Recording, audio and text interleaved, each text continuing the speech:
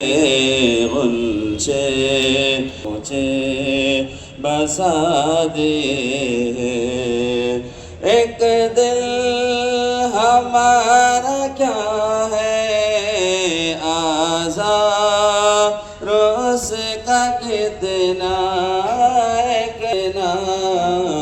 तुम्हें है,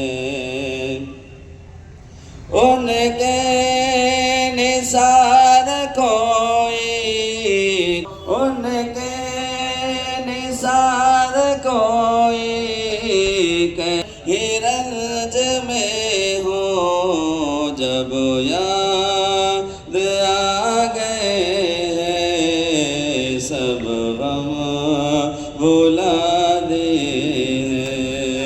जब याद आ गए सब। हमारे एक साथी ने कहा हम नुमाइंदगी करना चाहते हैं, आपको जो नुमाइंदगी को मेल आईडी टेलीफोन नंबर दिया जाएगा। सर मैं नोट करो, आगे मेरे को दे दो। चलो दूसरा और कोई मशवरा? मोहतरम बिरादरान अजीज, समझ में ये आया कि पार्टी सुप्रीमो के पास मेरे लिए जो गुज़िश्ता 10 साल से पार्टी का काम कर रहा है और माली मामलात में अल्लाह के फजल करम से बेदाग हूँ, जेब से पैसे खर्चता हूँ, मैंने लाखों करोड़ रुपये पार्टी के लिए कौम मिलत के लगाए हैं, मैंने कोई एहसान नहीं किया, मैंने अपना हक अदा किया।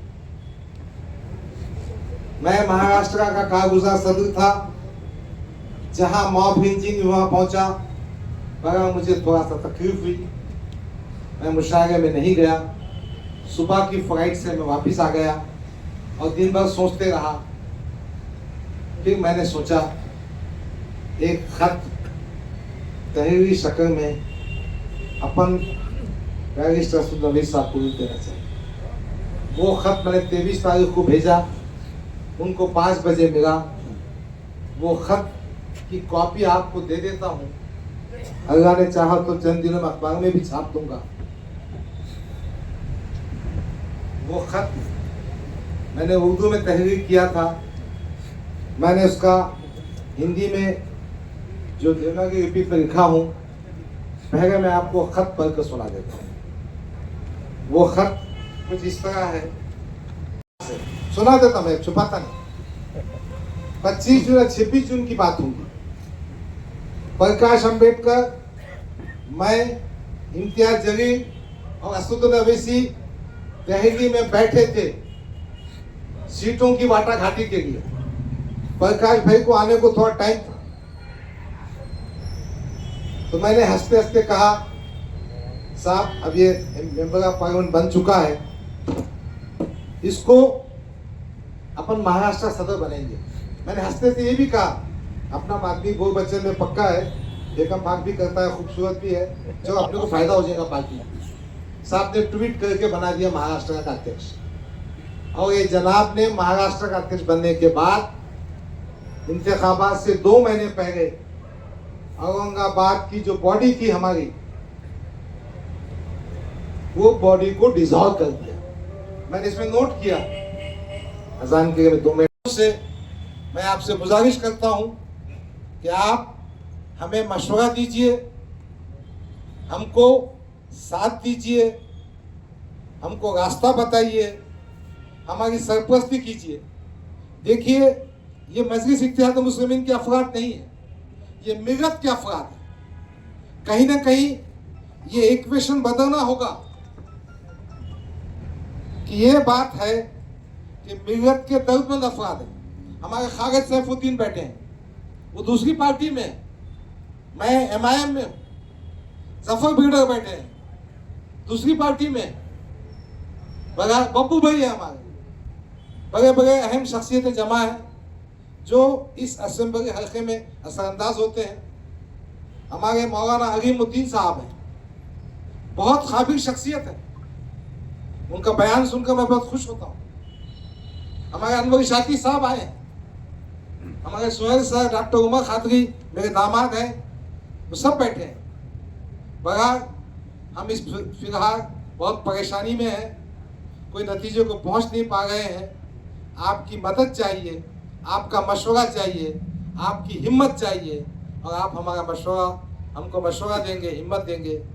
मैं तमाम हजरात का दिल की गहराइयों से शुक्रिया अदा करता हूँ। अल्लाह रब्बुल इज़्ज़त की बारगाह में दुआ करता हूँ कि अल्लाह हम सबको नेक तौफीक दे और कौम व मिल्लत की सही खिदमत का ज़रिया बनाए। मैं इस मौके पर मौलाना अनवर खिशाती साहब से गुजारिश करता हूँ कि वो थोड़ा मुखातिब सिलसिले में मैंने असद साहब को लिखा। आपको याद होगा कि इम्तियाज़ जलील ने रियासती सदर बनने के बाद ऐन इंतखाबात से पहले मशरक़ी हल्क़े असम्बली की बॉडी को पूरी तरह डिज़ॉल्व कर दिया था, और इस सिलसिले में पूना में मैंने आपसे गुजारिश की थी कि ऐन इंतखाबात के वक्त बरतरफ बॉडी को बहाल किया जाए, मगर हो ना सका। वंचित से माहिदा टूट गया, जिसका मुझे फटका बैठा। दोस्तों और साथियों, अगर वंचित और MIM का अलायंस जिंदा रहता तो 15 से 20 MLA चुन के आते थे, और सत्ता की कुंजी दोनों के पास रहती थी। अब वही बात है, बताऊंगा इंशाल्लाह प्रेस में क्यों टूटा, क्या से टूटा, कौन आगे जाता, कौन पीछे रहता, कौन आगे नहीं जाना, बताऊंगा मैं। बड़ा मजमून पढ़ के सुनाया मैं तुमको। जो खत मैंने असद साहब को भेजा, उसकी कॉपी आपके पास ही देने वाला हूँ। फिर दूसरा हमने लिखा कि 2024 मशरक़ी हल्क़े असम्बली के लिए हमने पूरी ताकत से काम किया। आपने मुझे महाराष्ट्र का कारगुज़ार सदर बनाया। मैंने पूरे महाराष्ट्र का इलाकों का दौरा किया, ख़ास तौर पर फसादात के मुतासरीन की अरबाब इक़्तिदार के सामने नुमाइंदगी की, इंसाफ दिलाने की कोशिश की, और लाखों रुपये की माली एयानत की।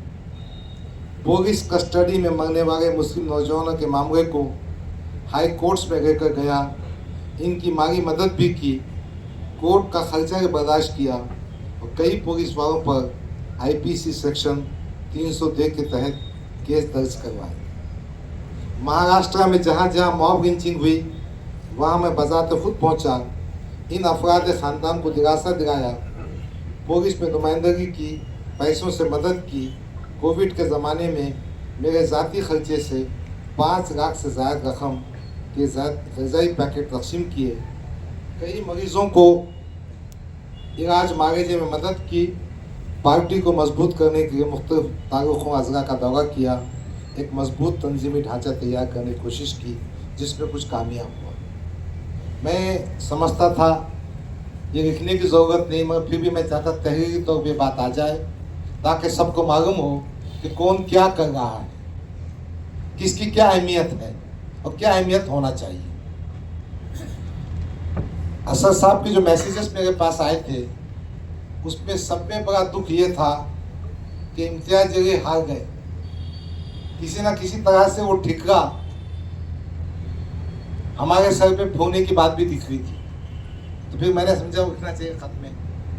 औरंगाबाद पार्लिमानी इंतखाबात में 2024 में इम्तियाज़ जलील को 6 हल्कों में सबसे ज़्यादा वोट मशरक़ी हल्का इस हल्के में मिले, जो 79,000 हैं। कहीं ना कहीं हमारा काम और नाम होगा। भाई सियासत में जब कुछ काम करते हैं ना, तो बताना पड़ता, बोलना पड़ता। इसलिए मैंने लिखा इनके हल्के असेंबली जहाँ से वो MLA चुन के आए थे, वहाँ 85,000 वोट मिले। अब उसके आगे जो मैं लिखा वो चुमटी भी है, हकीकत भी है, सच्चाई भी है।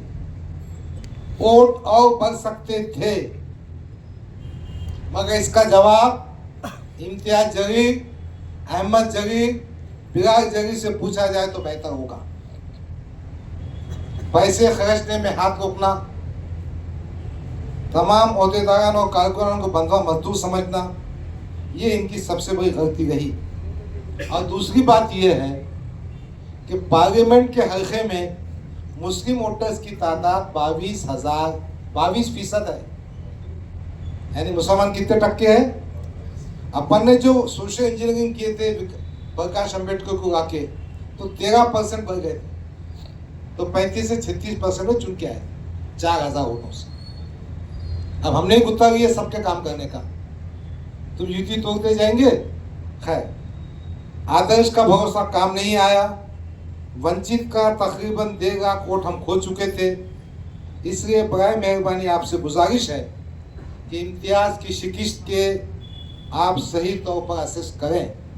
मैंने कायदे मोहतरम को लिखा 2024 में मशरक़ी हल्के असेंबली में मैंने तकरीबन 200 वोटर्स रजिस्ट्रेशन कैंप लिए। आज माशाअल्लाह वोटर लिस्ट में तादाद बहुत ज़्यादा है। मैंने मशरक़ी हल्के असेंबली में समाज के मुख्तलिफ तबक़ात से बिलखुसूस नाराज़ ग्रुप से दिल जीतने का काम किया हूँ। इसीलिए मैं आपके बीच आया, आपसे गुजारिश कर रहा हूँ, मुझे मशवरा दीजिए। आपको ठीक दिखता है तो साथ दीजिए, मेरा ख्याल रखिए। मैं किसी से उम्र में बड़ा है, किसी से छोटा है, किसी का मर्तबा दीनी तौर पे बहुत ज़्यादा है। हमारी पार्टी की जो बातें सियासी तौर पे कहना है मैं प्रेस कॉन्फ्रेंस करके कहूँगा। अलबत्ता एक गुजारिश करूँगा कि जो ख़त मैंने तहरीर किया है वो कॉपी अपने साथ में ले जाए, घर बैठकर ठंडे दिमाग से सोचें। अगर इसमें से कोई बात गलत होगी तो आपका जूता मेरा सर है, मैं आपसे माफ़ी मांगूंगा और सियासत से दस्तबरदार हो जाऊंगा। खुदा बेहतर जानता है, मैंने सियासत को पैसा कमाने का जरिया नहीं बनाया। खुदा बेहतर जानता है कि फिरका परस्तों से कोई कंप्रोमाइज की बात मैं नहीं करता। खुदा जानता है मैं अपने भाइयों की इज्जत देता हूं। मैं ये कभी नहीं कहता कि कोई शख्स सियासी तौर पर मुसलमान दूसरी पार्टी में है तो मेरे जूते की नोक पे रखता हूं। मैं कभी नहीं कहूंगा। मैं कभी ये नहीं कहूंगा कि नामूस से रसूल का जुलूस निकालो और संजय सिंह साठ से जाके गले मिलो, ऐसा गले मिलो जैसे पिछले हुए भाई। मैं ये नहीं कहता कि हम फडणवीस का फोन रिसीव करेंगे। मेरे लिए हमारे खुर्रम भाई का फोन अहम है, आप सब जानते हैं। मैंने कभी फोन रिसीव नहीं किया होगा तो मैं 15 मिनट के बाद, 1 घंटे के बाद रिटर्न कॉल मांगता हूं। बस आप इन बातों को सही समझते होंगे। यकीन मैं गुनाहगार हूं, मुझसे गलतियां होती होंगी, कभी किसका दिल दुखा होगा। मैं हाथ जोड़कर माफी मांगता हूं, अल्लाह के मुझे माफ कर दीजिए। दूसरी बात, क्या आप नहीं चाहते कि अच्छी क़ियादत पैदा हो? बस यही सवाल, यही मशवरा, यही बात करने के आपके बीच आया था। बहुत सारी सियासी बातें, बहुत सारी अंदर की बातें मेरे पास है। जब सियासी सफर आगाज होगा इंशाअल्लाह आपके सामने आऊँगा। मैं बहुत सारी चीज़ों का चश्मदीद गवाह भी हूँ, मैंने मुखालफतें भी की है, मगर मैं इस नतीजे को पहुँचा हूँ कि कोई भी फैसला करने से पहले हमारे साथियों से पूछना चाहिए। कल इत्तेफाक से कुछ मेरे साथी मेरे पास आए, वो आप दीदा हो गए, उनकी आंखों से आंसू बहने लगे। साहब अपन इतनी मेहनत कर रहे, अपना कुछ पक्का नहीं है, आप ऐसा क्यों खामोश बैठे? मैंने कहा बेटा अब मैं क्या करूं? उसमें से एक साहब ने आगे बढ़कर कहा हम एक मीटिंग रखते हैं। तो मैंने कहा ठीक बात है, अपन सब साथ में खाना भी खाएंगे, गुफ्तगू भी होगी। हमारे हमीद भाई, उनका मैं कुछ असदुद्दीन अवैसी साहब, कौमी सदर मजलिस इत्तेहादुल मुस्लिमीन और मेंबर ऑफ पार्लियामेंट हैदराबाद, अस्सलाम वालेकुम रहमतुल्लाहि व बरकातुहू। उम्मीद के मिजाज ग्रामी बखैर होंगे।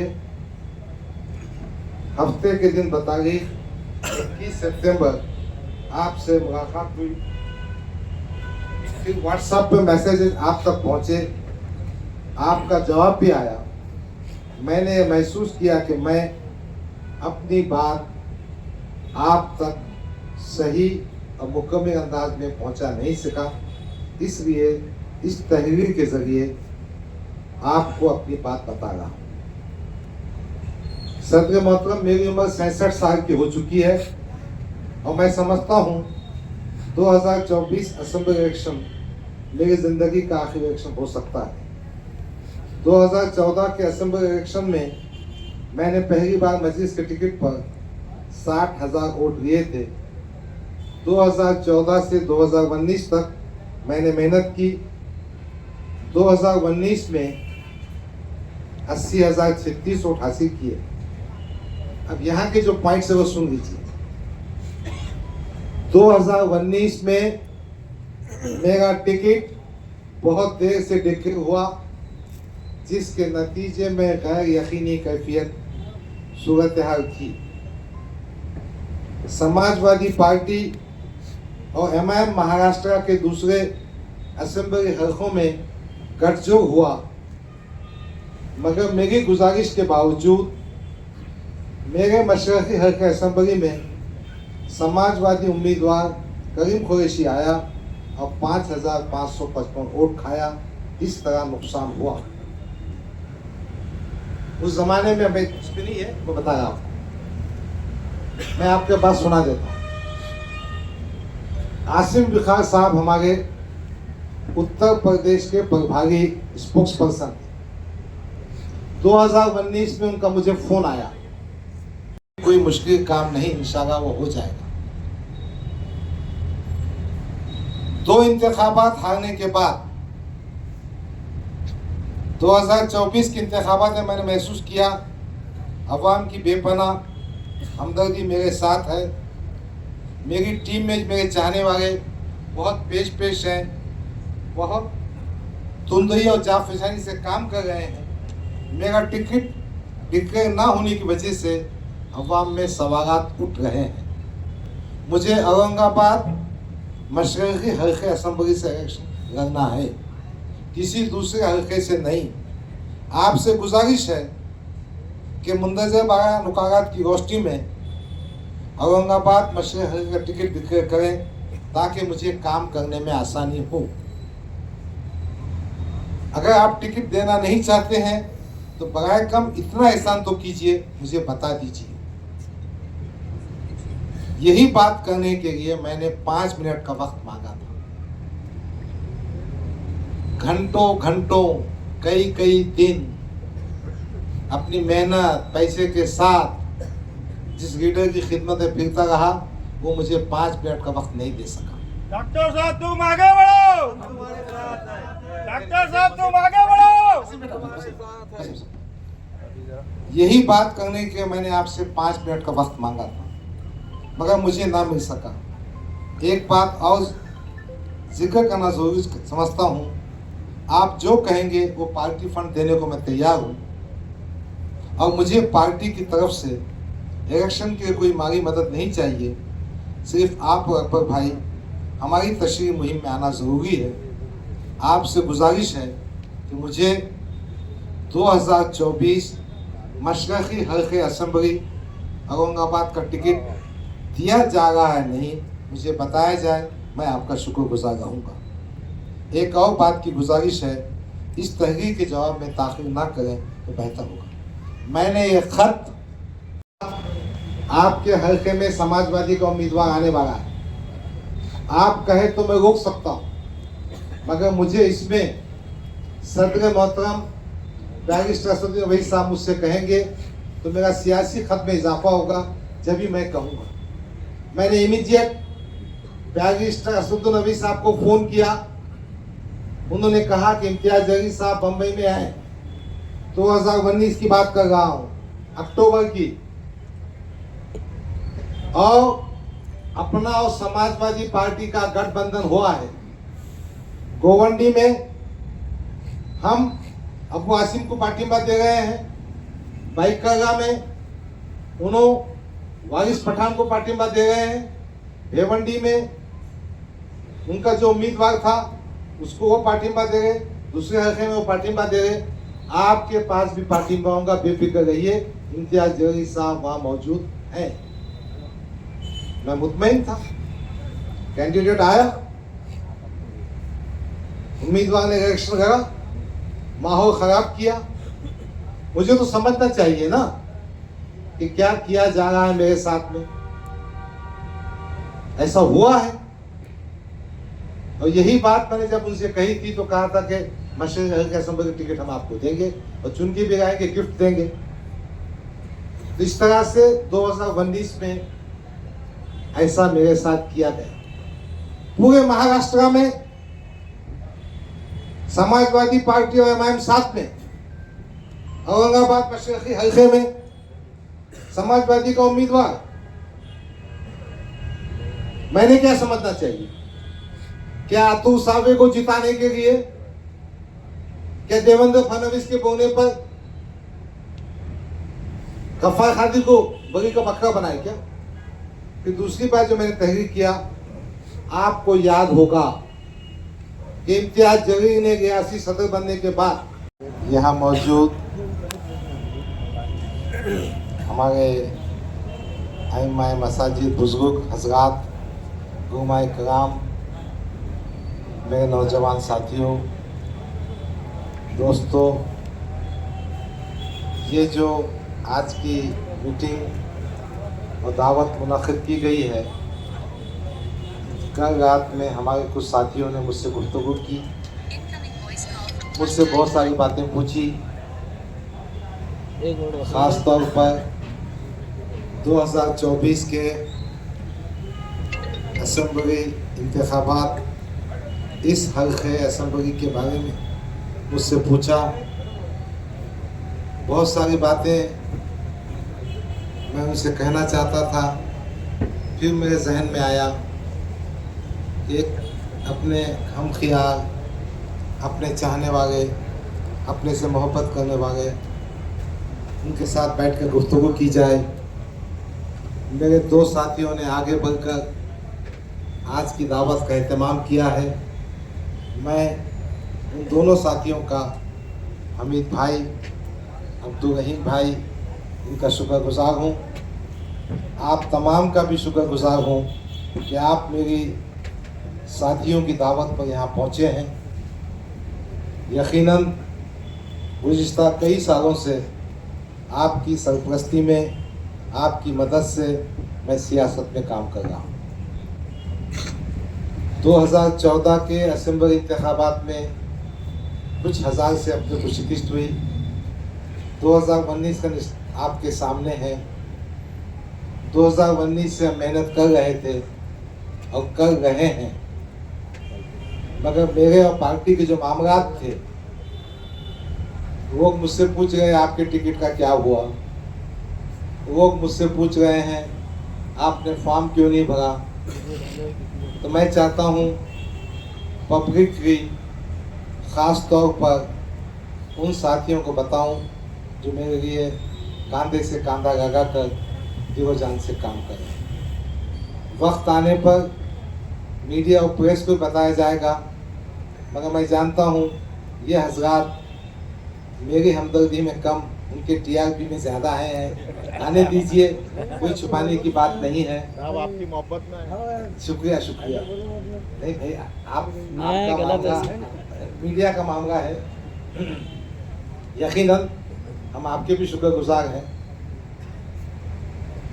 देखिए, जब पार्लियामेंट के इंतखाबात हो रहे थे,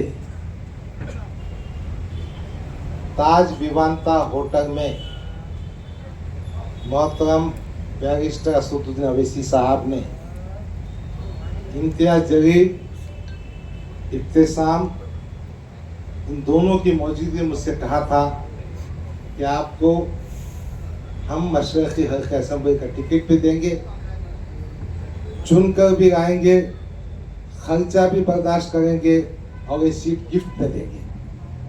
मैं बहुत मुतमईन हुआ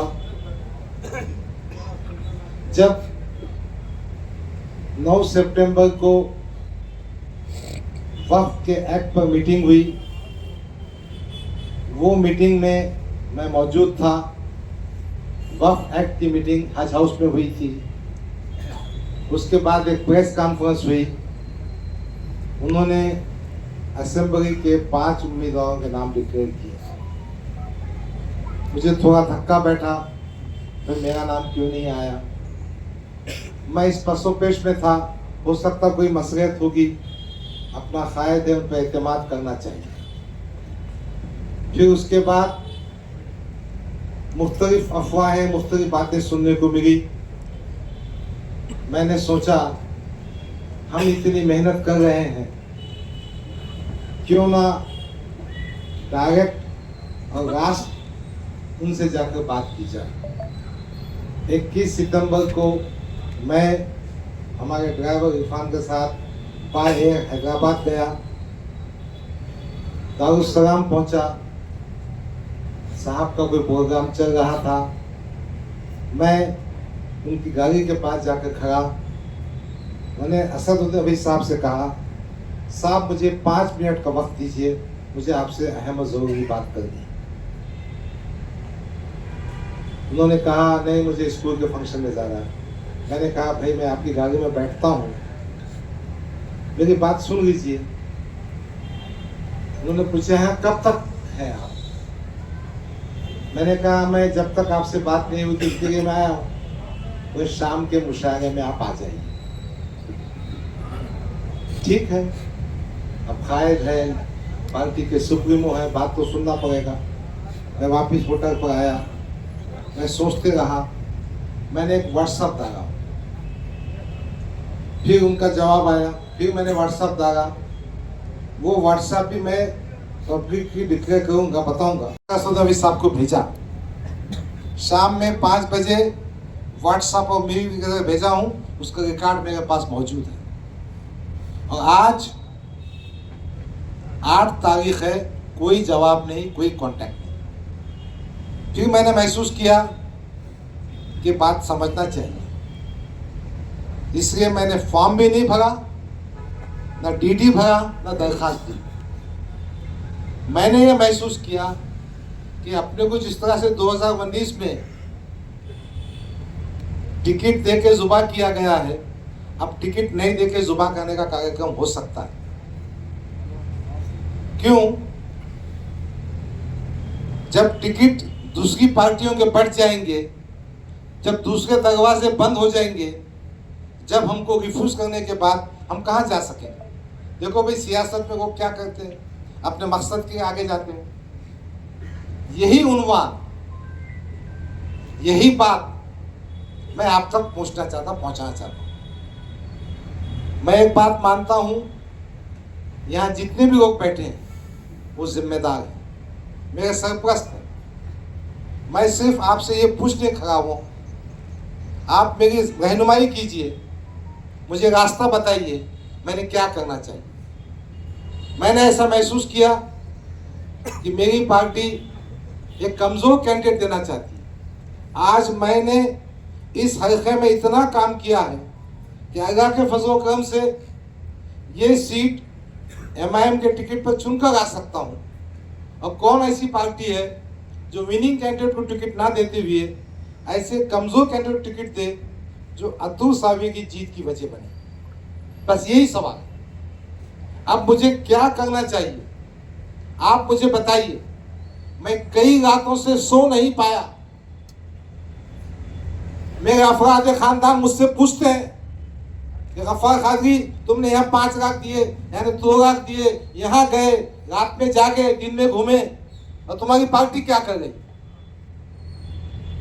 मेरे वो साथी जो मेरे खाने से खाना का काम करते हैं, उनका सियासी मुस्तकबिल क्या होगा अगर ये फैसला इम्तियाज जलील करता है?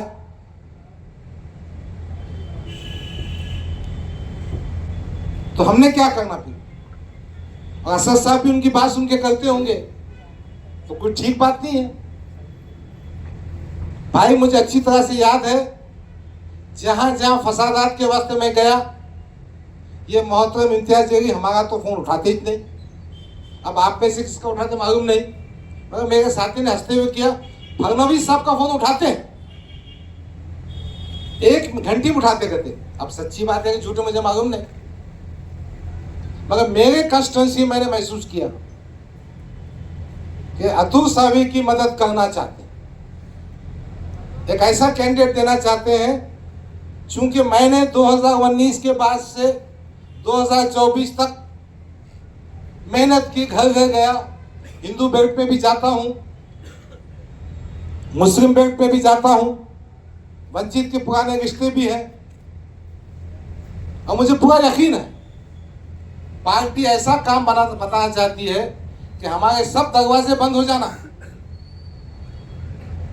हमने कहीं जाना नहीं, फिर बाद में डिक्लेयर कर देंगे हम टिकट नहीं देंगे। भाई तुम रईस लश्करी का टिकट डिक्लेयर कर गए, जुम्मा 8 दिन से पार्टी में आया, फारूक शाब्दी का टिकट डिक्लेयर कर गए, इम्तियाज जलील का टिकट डिक्लेयर कर गए, तो हमने क्या गुनाह करे भाई? हमारे में क्या खुश बताओ ना।